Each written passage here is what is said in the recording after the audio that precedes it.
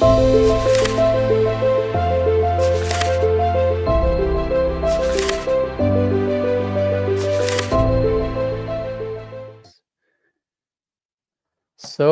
hello everyone and welcome to MOD Media. So we are here for you to give news, events and interviews on topic connected to democracy, human rights and peace work. My name is Mogens and I'm your host for this interview. So today I have the honor to interview Brian Martin. Brian, you are emeritus professor of social sciences at the University of Wollongong in Australia. You are the author of 23 books and hundreds of articles on nonviolence, scientific controversies, dissent, democracy, freedom of speech, education and corrupted institutions, and with a lot more, so to say. So, Brian, I personally came across your work when I was writing my thesis on freedom of speech connected to the pandemic treaty.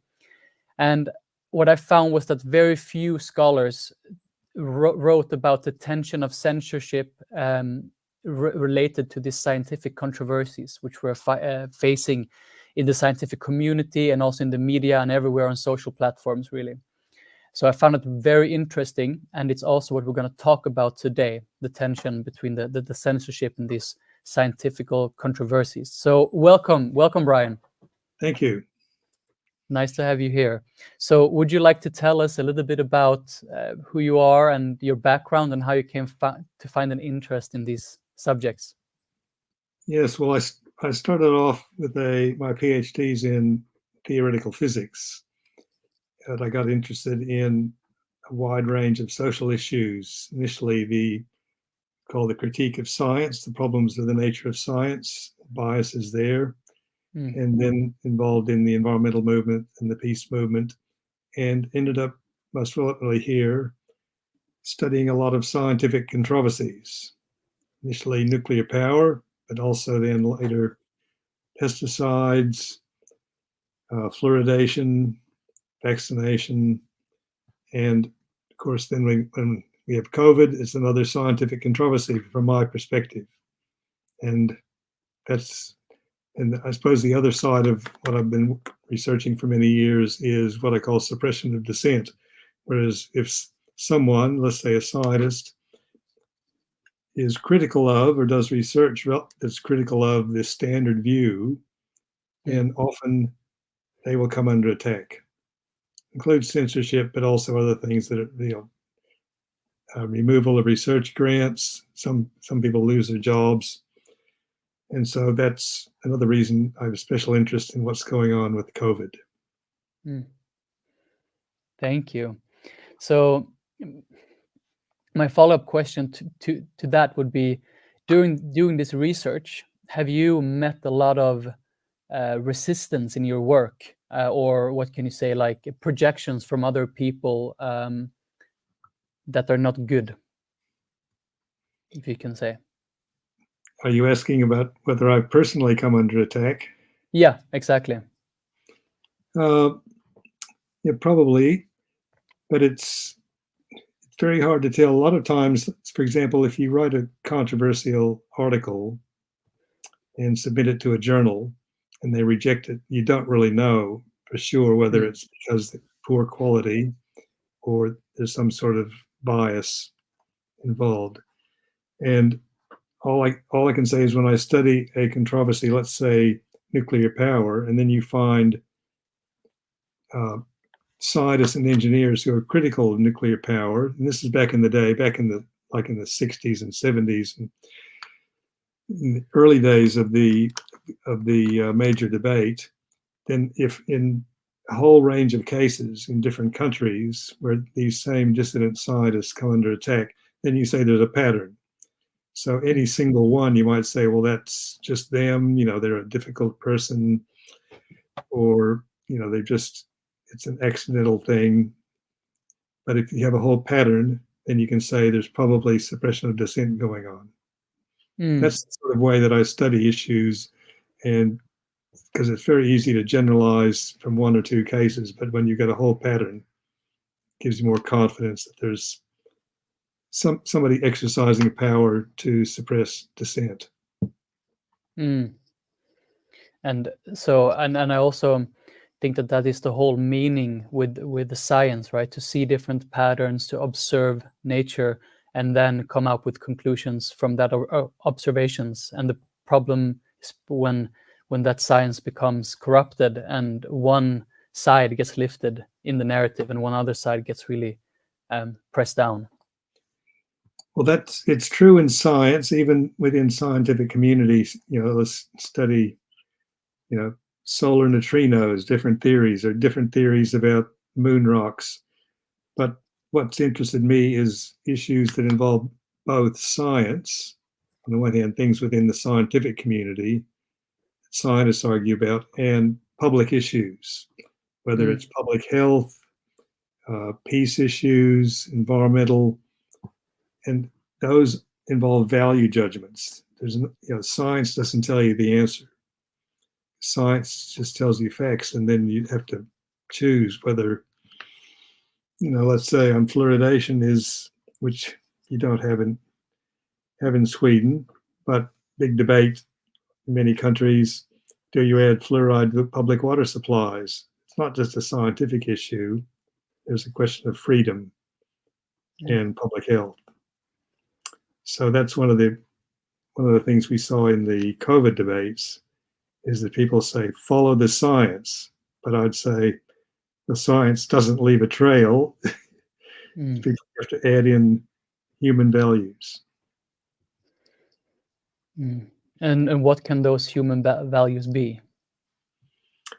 Well, the obvious sort of thing in the lockdowns, which we had in many countries, is you've got the value of human health on the one hand, cutting the spread of the coronavirus, but there's also the value of human freedom and economics. The people losing their livelihood in many parts of the world, children having their education interrupted, psychological impacts of lockdowns. So there's a whole bunch of other factors going in. And so it's not just the science of COVID as a disease. That's not the only thing that should be entering into decision making. Yeah, exactly. And so, I mean, during the pandemic, a lot of the information that was labeled as misinformation, it was censored by big tech, which is not a totally new phenomenon, but a new phenomenon. And the justification was that this information that was labeled as misinformation was really critical about like the mainstream narrative about vaccines and the countermeasures, and that information would decrease the trust in governmental organizations and hinder that efficient public response. So my question is that, do you see a problem with this, and if there is any problem? Well, there's an absolutely enormous problem. Whole idea of misinformation assumes that someone is in possession of the truth and it can't be questioned. In fact, the solution is to censor it. And if you look at these scientific debates, if you go back, let's see the debate over pesticides or the debate over nuclear winter, there's a whole bunch of debates. There's always a dissident view, and there's always some scientists who are on the critical side. And we can even look at ones like climate change and tobacco. You might say, those critics, they're all, the ones who are supporting tobacco industry, they're all wrong, but there actually are, qualified people on both sides in all of these issues. And so to shut up one side is basically just a form of authoritarian control. It's nothing more. It's not about science at all. Science doesn't say censor the other side. A scientist in the, you might say the idealized sense, the scientists say, you present your view and we'll present the counter view and we'll have a debate and examine the evidence. And that's not what happened during COVID. The debate was the debate was shut down in many places.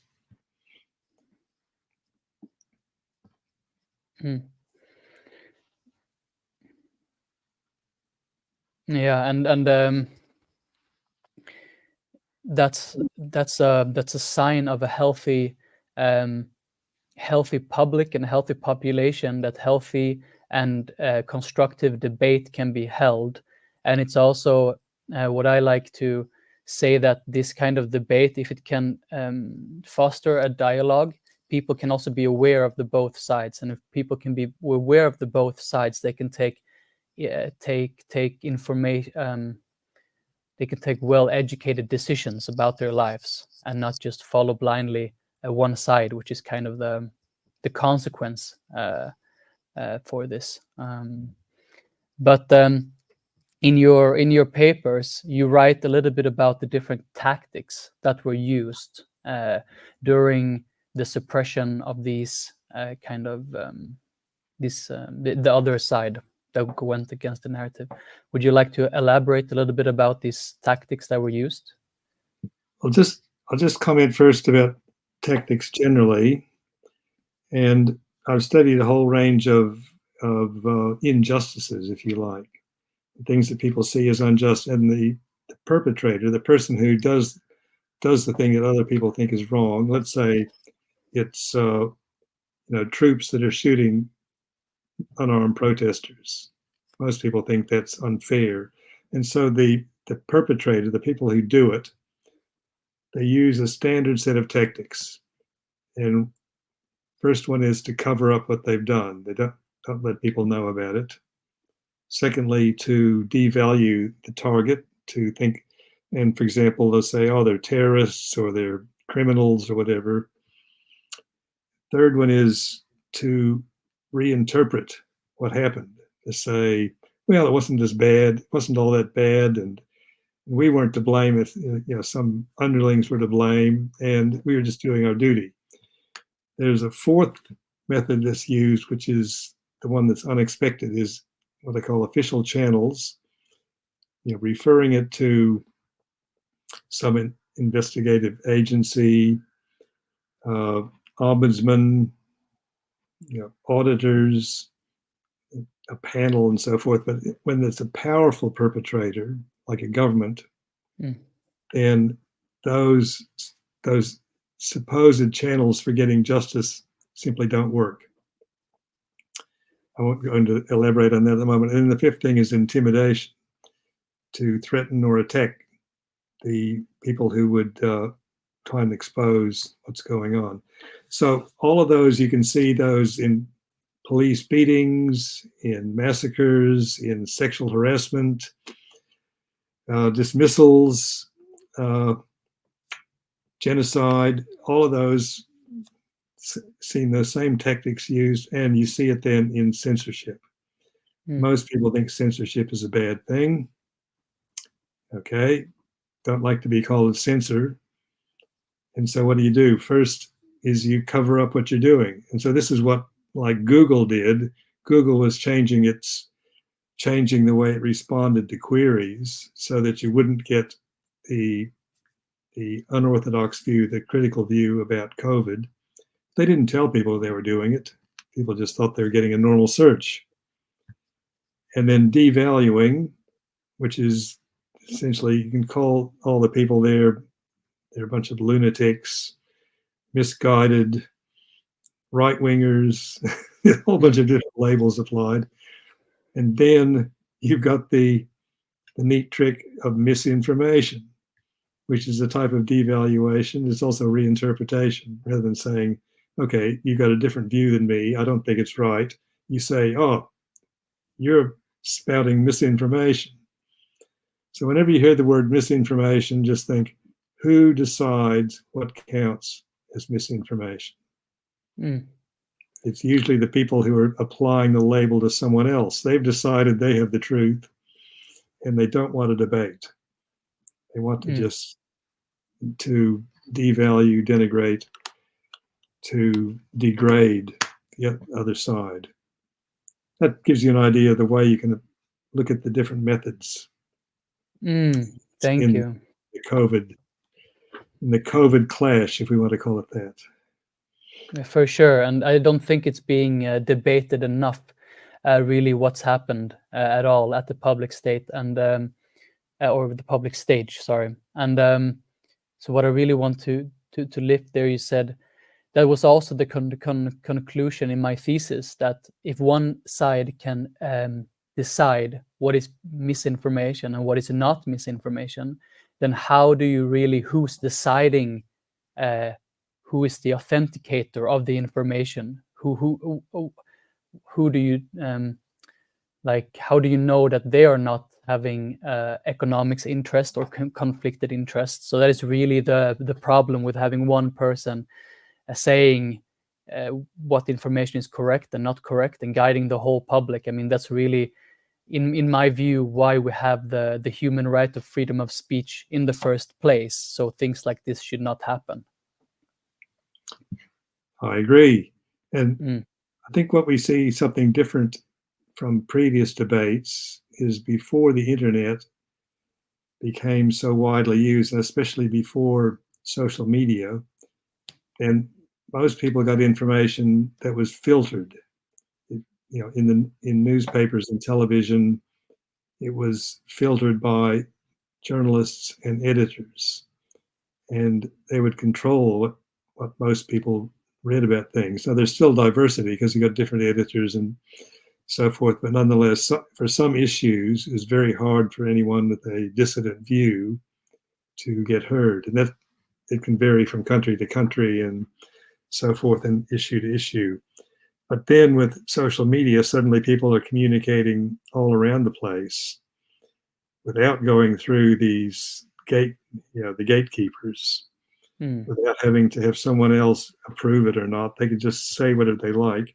And that's pretty threatening for those people who want to control the narrative, who want to control the messages that get out there. And so what do? You call it misinformation.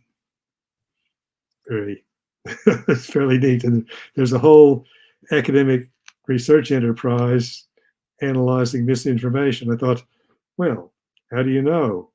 How do you know it's misinformation? It's a strange thing that people don't want to recognize. There can be reasonable arguments for viewpoints that you consider wrong. So you would say that it's kind of what I understand from you is that before this, like the social media and everything was really trended, there were ways in how to control information easier from the television and in the newspaper. And even though you presented two sides, you don't really need to present the full argument on these both sides. You can just control so the people or the population get both sides, but not really the whole information. But now on social media, we're being bombarded with the information. And what I just want to quote one of your papers. It's COVID information struggle. For all the listeners, I think you summarized the situation we're in a very beautiful way. And you write, there is much at stake. On the one side, there are those who argue that claims challenging government policies are dangerous, and therefore censorship is justified to protect public health. On the other side, there are those who argue that government policies are flawed, or just that open availability of different viewpoints is needed to make better decisions. To complicate matters, there are often more than only two sides, and whether or not there is censorship, navigating through the constant changing COVID information environment is not easy unless you're happy to trust experts, if you can decide which experts to trust. And that was very nice written, I think, and it's concluding the whole situation we're in. And what you got there was really nice because, in my view, there's misinformation and information on both sides. It's really easy to get into the dissident argument, as you would like to call it, or the unorthodox argument. And there's still a lot of crap being placed on those sides. So it's really like a lot of misinformation on both sides, I would say, also coming from the government and so forth. So my question is really, how can we discern what is the truth in this information war? Okay, well, that's a very big question.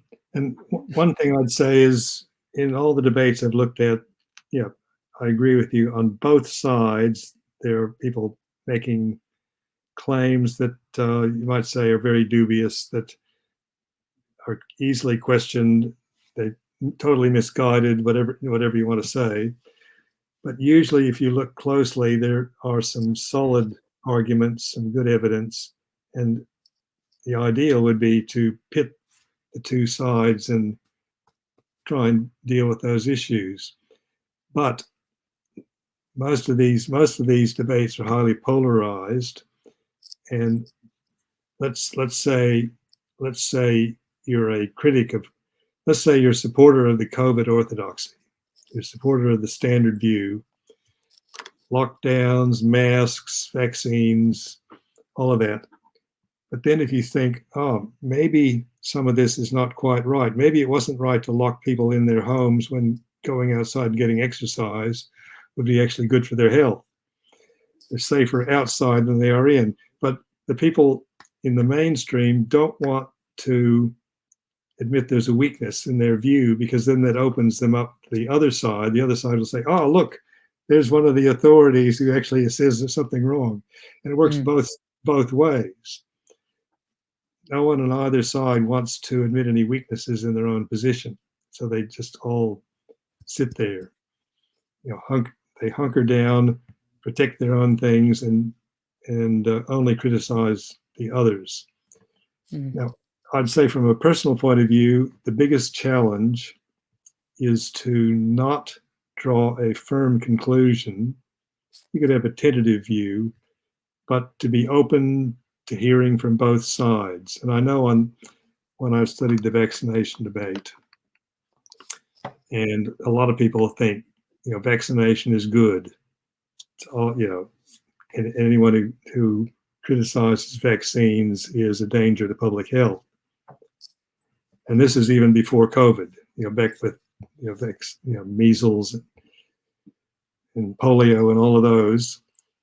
And yet there's a body of writing by people who know what they're talking about, which is actually raising serious questions about vaccines. And so I would be reading the stuff from the orthodox side, and there's vast amounts of it, and saying, that's very convincing. Then I'd read the critics and say, oh, that's very convincing too. And so the challenge is to sit there and think, I've heard those on one side, I've heard those on the other. I will listen to them, but I won't try to make a final judgment. I'll keep my mind open. Now, the trouble is, if when you know a lot about it, then maybe you could reasonably make a decision. But most people don't know very much at all. They just say, oh, those are the experts. They must be right. Therefore, I'm totally in favor of vaccines, and anyone who opposes them is a lunatic. And that's the trouble. That people who are too confident about their views, even though they don't know very much about it. And that's most of us on most issues. I'm not excluding myself. I've studied some of these debates at great depth. There's no one who is an expert about every aspect of any issue. You might be an immunologist, an epidemiologist, a virologist, but that doesn't give you authority about everything about vaccines, because there's more to it. There's the economics and also a whole range of other social issues, such as freedom of choice, and no one's an expert on all of those. Yeah, it seems like there's a lot of human ego on both sides, and it's really a challenge to more try to go into the heart and really listen to one side instead. And I think that would kind of make it a little bit easier if we could, as you say, like put the assertiveness and the ego aside and really start to listen to each other and have a constructive dialogue. Because what I see now is really one side being pushed super, super, super hard in the name of public health and in the name of a lot, and it's getting backfired. And one thing that you said also in your report or in your paper is that when you censor a topic, it can actually backfires. So you have a lot of attention instead being focused on that point. That's right. I mean, the famous case, it's all, I mean, this is also called the Streisand effect. Barbara Streisand, the well-known actor, she didn't want people looking at these photographs of her mansion on the California coast and sued the photographer and publisher. And before they sued, only a few people ever looked at it. Then when it came out that she was suing, and this is the part, it wasn't covered up, it was exposed that she was suing, and then hundreds of thousands of people were looking at it. So now it's said, oh, you know, Streisand effect, if you try and censor something, especially on the internet, then it's going to lead to more people being aware of it. Well, that's true in some cases, but not in others. That's what we have. The backfire model is looking at the tactics used by the censors and also by the people who are challenging the censorship. And Sue Curry Jansen and I have written about that.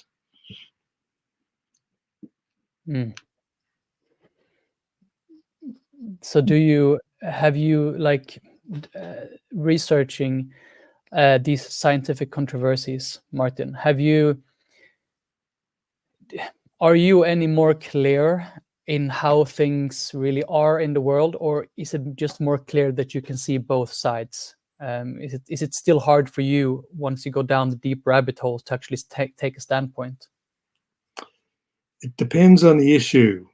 So some issues, like nuclear war, I'm opposed to it. And I'd be supporting getting rid of all nuclear weapons. You know, that's a whole other debate. And yeah, but there's debates on that. You could say that people argue we should need nuclear weapons in order to deter, to prevent a nuclear war. And so there's an argument. I've read enough of it to know where I stand personally.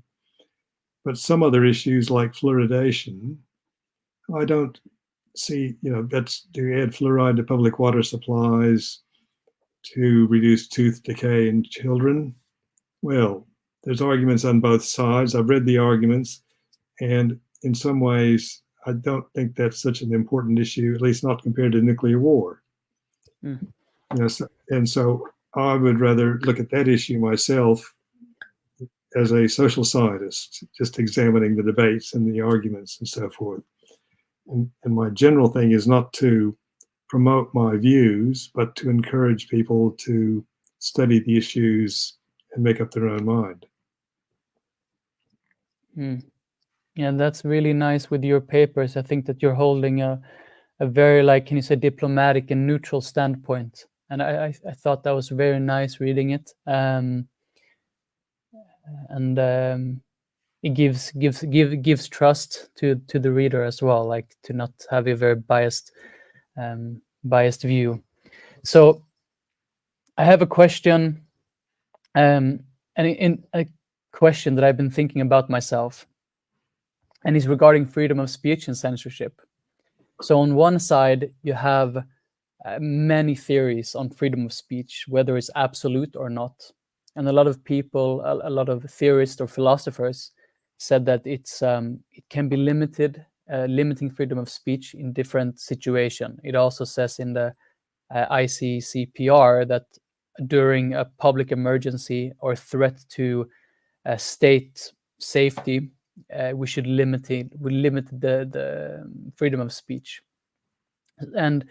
But with what I'm thinking about is that now when you wrote those treaties, for example, or when these philosophers back in the days philosophized about the threat of public health, we really didn't know so much about the different viruses that were going around.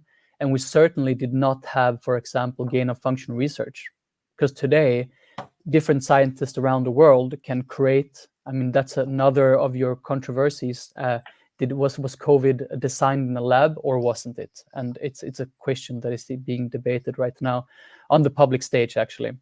But so when you have that information that basically any scientist right now can create a virus and almost release it out to the public, but still you having kind of a conflict within me, like, when should we limit freedom of speech and when is it okay to censor? So my question to you, Martin, is that do you think that freedom of speech is absolute, or should there be restriction to it?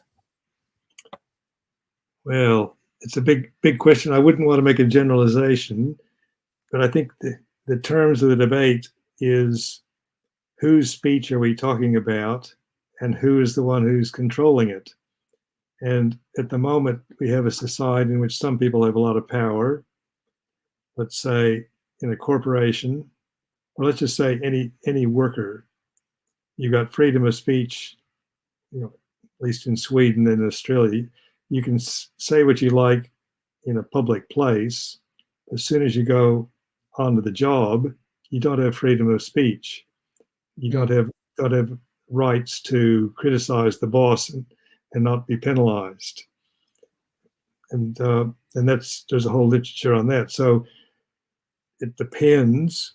And I'd say if we had a society with much greater equality, political and economic equality, then these debates wouldn't arise because people wouldn't have the power to shut up others, except the power of, you might say, collective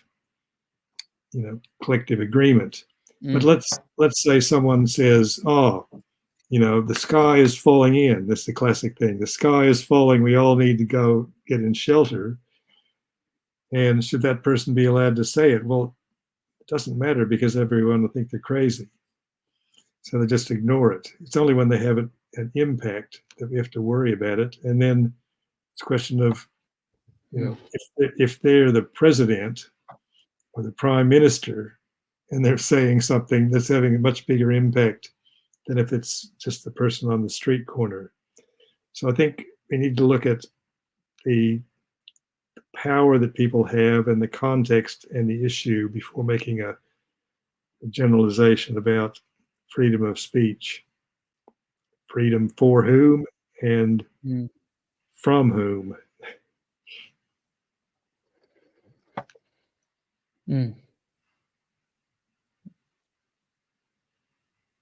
Yeah, it's a whole nother game now when you have, because back in or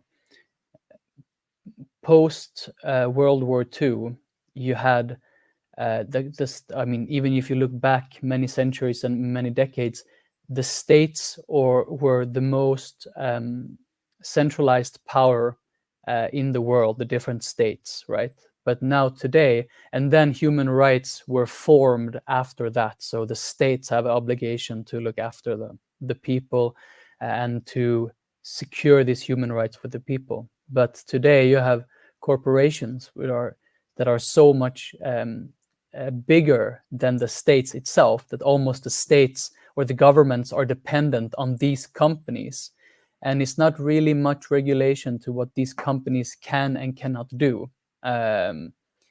So it takes in another aspect when it comes to like Facebook and Instagram and to censor people online, really. I agree completely. And let's pick a large corporation, namely pharmaceutical company, whether they're making vaccines, which we're very familiar with during COVID, or they're making other drugs. And so what about the freedom of speech of the employees of the corporation? Well, they don't have freedom of speech. If any worker says, we've fudged the test results for this new drug, and there's all sorts of fudging, cheating, manipulating data, It's all been exposed many times. That goes on. But if someone that tries to expose it, they're going to lose their job, and they might be, be out of their entire career. No other company is going to hire them.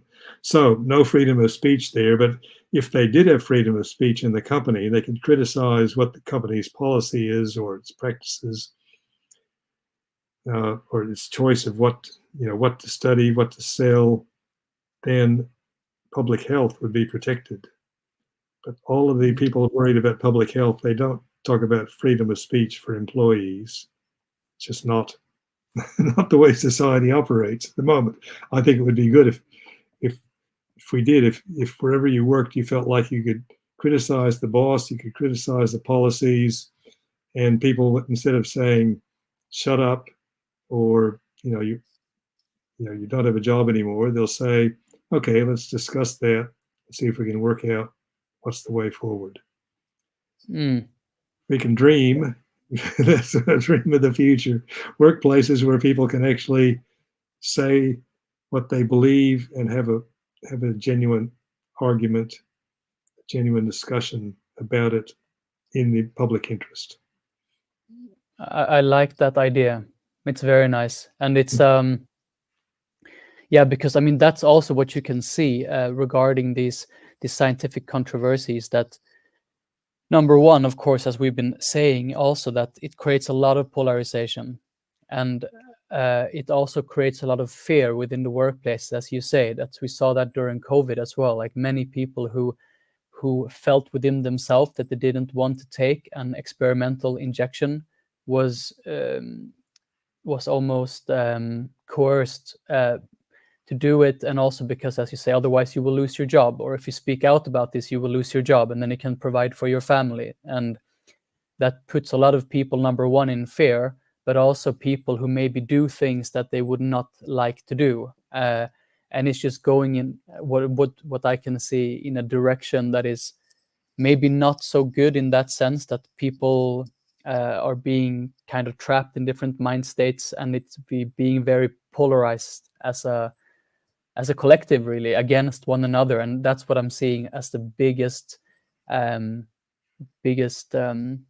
concern, my biggest concern with this different controversies, that they exist, but there's not any dialogue. It's more like a discussion and a fight, which is polarizing people instead of really like uniting us. Yeah. So you probably heard of the idea of a paradigm. Scientific paradigm is a framework for understanding the world and for guiding research and thinking about an issue. And so you could have the paradigm of that the sun goes around the earth. That's the Ptolemaic paradigm. And then the Copernican paradigm follows that, which is the earth's going around the sun. And so we take that same idea, which is well developed in the social sciences, and say, looks like there's a COVID paradigm. Namely, the way to respond to COVID is to have lockdowns, masks, social distancing, and vaccines. And the paradigm, and everyone who believes in the paradigm, they're quite sincere. Just like, scientists are sincere when they debate about relativity or quantum mechanics or any of the issues that are going on. They have disagreements. And so the paradigm is a way of thinking, and it means that anything that's different is seen as suspect. And so you've got, vitamin D. Well, that's vitamin D is obviously fairly easy. You go out and get some sun, or you take a tablet, but that was just off the agenda. It wasn't part of the COVID control paradigm. So vitamin D or ivermectin or hydroxychloroquine, or even just getting exercise, stopping smoking, being more relaxed, meditating, all of those things can be good for your health, but they're just totally ignored. And we had the one narrative is, we've got to, stop the coronavirus by these certain measures. And so then the question is, from a social science point of view, is to say, why is this paradigm so powerful? And the usual explanations were it's very beneficial to pharmaceutical companies, and it's attractive to governments because they can exercise their authoritarian powers. But I don't know anyone who's actually investigated the full process by which this single narrative about how to respond to a pandemic became so dominant over most of the world. Yeah, it's really interesting, and I like discussions like this, and I also think that, and at least in Sweden, I mean, we're close to what you can say, or I mean, now there's been speaking about monkeypox and so forth, and whatever that is another discussion. But we're moving into potentially a new pandemic, or in the next year, or maybe in the next 2 years, who knows, with all these things that are bubbling.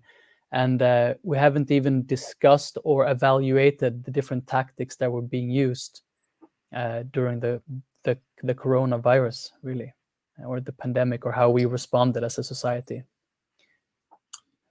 But the difference, one of the differences about the COVID as a pandemic from previous issues is that, let's say, if you compare it to the vaccination debates, childhood vaccines, so suddenly everyone is expected to get a vaccine. And so suddenly people are drawn into it and they have a personal experience. And so whenever you talk to somebody who's had an adverse effect from a vaccine, that triggers skepticism about the whole vaccine narrative. And it's always been true that most of the driving force behind criticism of vaccines has been through people with personal experience, their children having adverse reactions. And whether they are or not, that's debatable, but that's the thing. And suddenly you got the whole population being vaccinated very quickly, and lots more side effects, a lot more adverse effects, and that's generating more skepticism, questioning about vaccines altogether. So it's a very interesting dynamic that's going on, and it's no longer just the experts sitting there with the only ones who have any knowledge about the issue. Most people don't know about how to design a rocket to fly to the moon, and so we trust the experts to do that. But suddenly it's something being stuck in your arm. It's a different story, and people can, rightly or wrongly, can feel that they have their own personal knowledge. Yeah, and it's also a lot of thanks to the internet, I would say, because I studied medicine. I went to medicine school for 1 year, and I mean, almost the first topic that we learned about was vaccines, and in the first weeks we also learned how to countermeasure patients that would come in and say, I read X and X on internet, and now I want to do this and that. So it's interesting. It's like the doctors are really being educated in that now, how to meet people coming in with, as you say, like, it's not only experts on top who is a centralized information channel, but the information is being decentralized. And for one authoritarian power who really wants to have all the information and control where it goes, this is super, super hard to control, because control is being lost and information is being more decentralized. And also I see like medicine being more decentralized, back from being really centralized power. So it's an interesting time.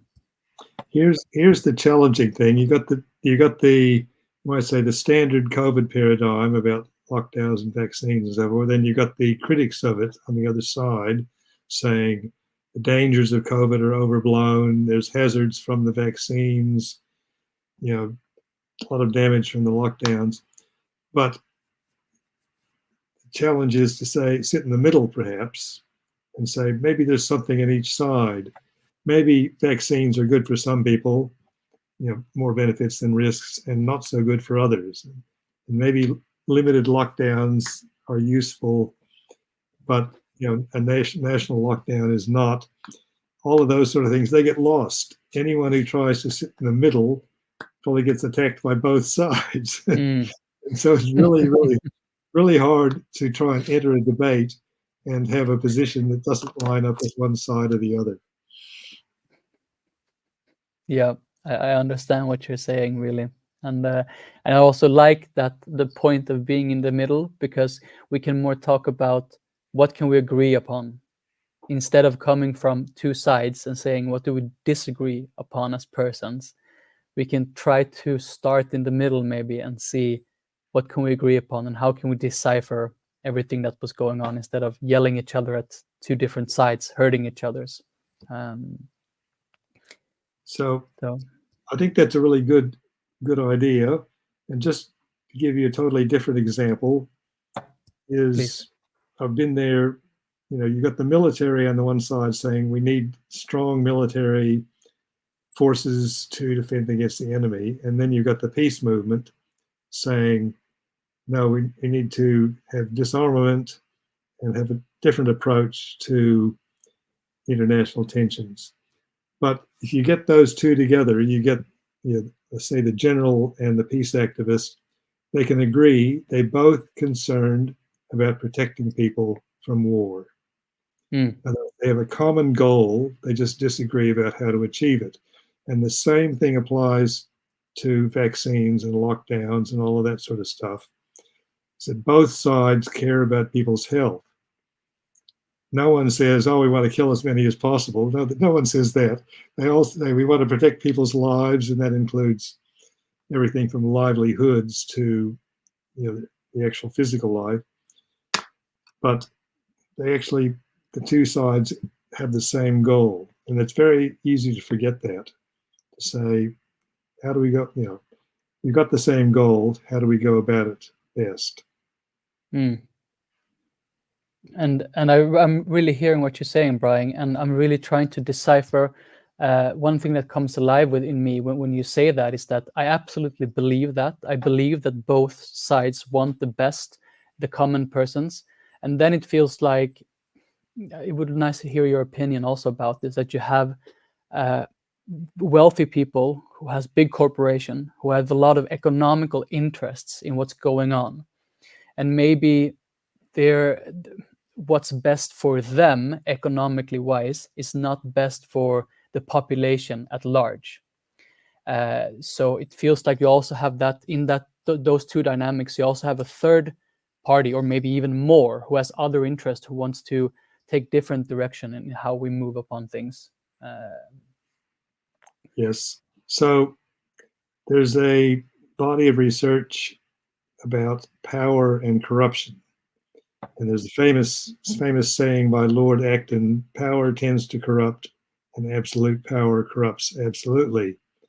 So when people have more power, and this can be even the power within the family, in a corporation, within a government, they're more likely to, not necessarily, but more likely to think in terms of their own self-interest. And so it's natural that people, let's say corporate leaders, will think we're doing a good thing. We're serving the public with all the products we produce. And they also might believe that, those who are rich deserve it, because you only get rich because you're more talented or skilled, whatever. So people's beliefs tend to follow their position in life. And so it's the exceptional person who is rich and says, I don't deserve to be rich, rather give my money away, or something like that. Those are the people we want to listen to, who actually say things that are counter to their own self-interest. Which is why, someone who argues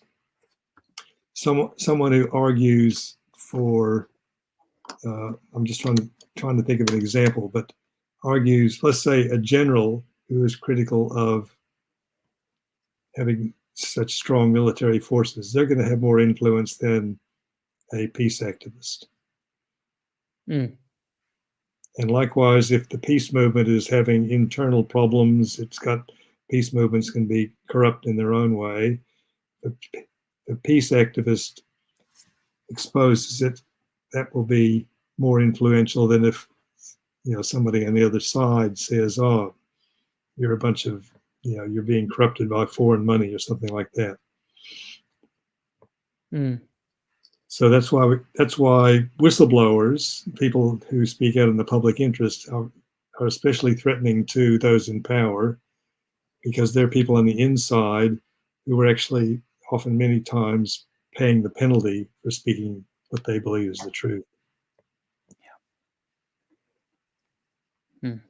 Yeah, and there's also in that, as you say, like a really interesting dynamic, which I've also found during COVID, and I mentioned it a bit before, but it's when, as you said, the peace movement and the military movement, or the anti-vaccine and the vaccine movement, like even it's so easy to get lost in one side, but there's usually much infiltration, I would say, in both sides that are putting out things that are not really, that are polarizing people even more to one agenda, really, and that becomes, in my opinion, hard to discern in the.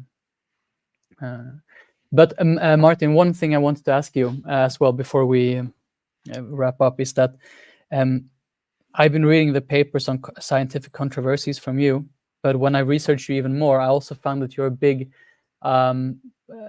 advocate for the peace movement and the nonviolent actions. So I wanted to ask you, because right now the world, what in my view we need is, it's a dark place. There's much war taking place, and we're maybe closer to many other wars, and it's a very volatile situation right now in the world, or very fragile as well. So my question is really, do you have a sense of hope?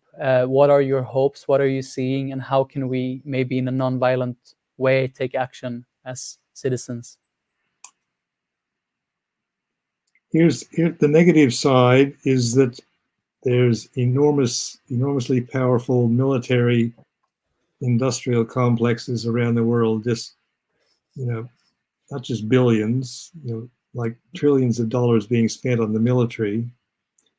And if you look at the money being spent by peace movements, it's just like, you might be lucky to have 1,000th as much.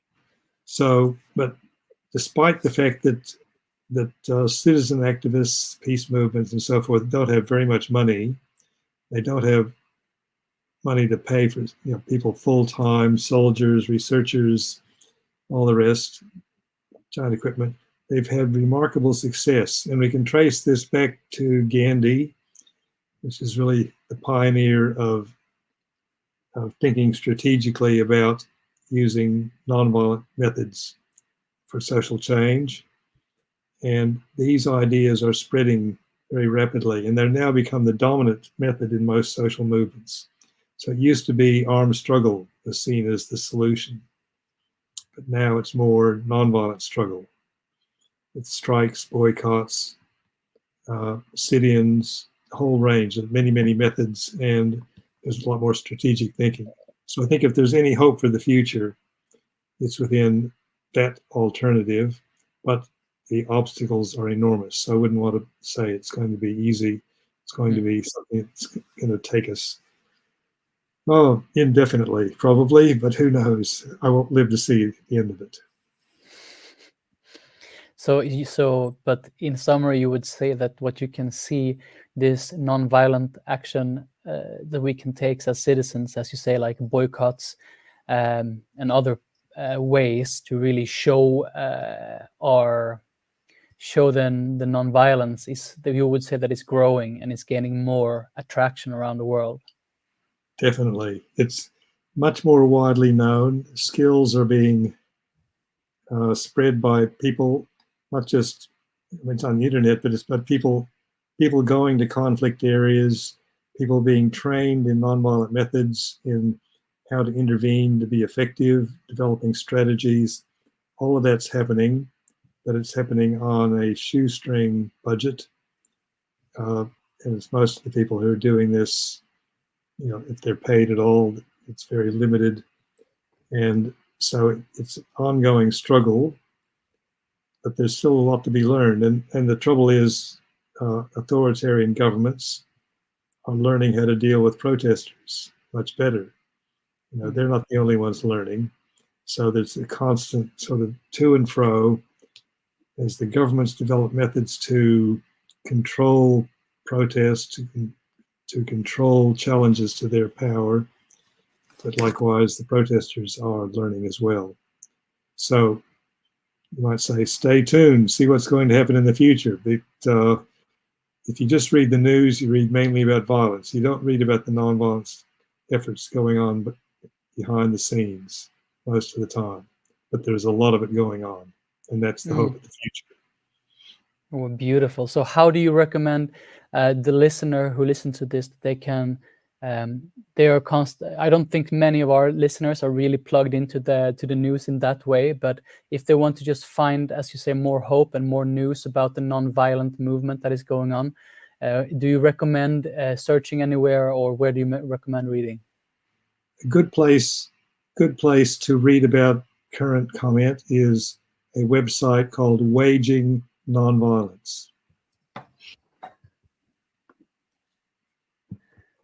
Okay, great. I think I will put it in the show notes as well, so the listener can go into it.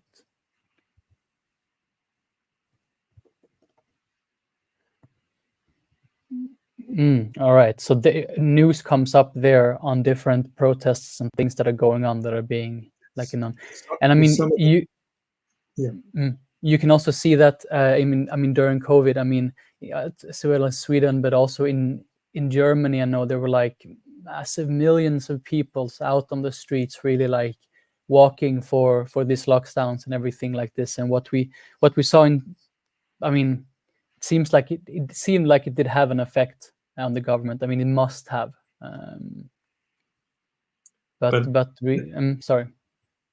The biggest effect of a lot of protests is on the protesters themselves. It gives them a sense of power and solidarity.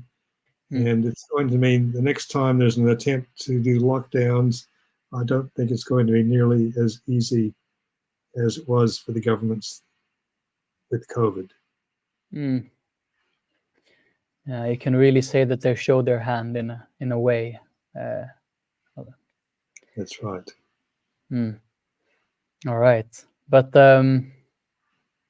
Brian, thank you so much for your knowledge and your wisdom and your answers. We are very grateful to have you here on Nord Media, and it's going to be interesting to follow up on your new reports. And I will also link your website so people can go and see and read for themselves about this scientific controversies, because it's very interesting to get. It's very important to get educated on both sides, really. And this is also the content, the summary of what I take from your wisdom as well, to really learn from both sides and have an open mind to what's going on, so we can really understand the whole picture instead of seeing one narrow straight line and judging everyone else that is not walking this straight line. Sounds good. Yeah, My thank pleasure. you so much. Okay. All right. So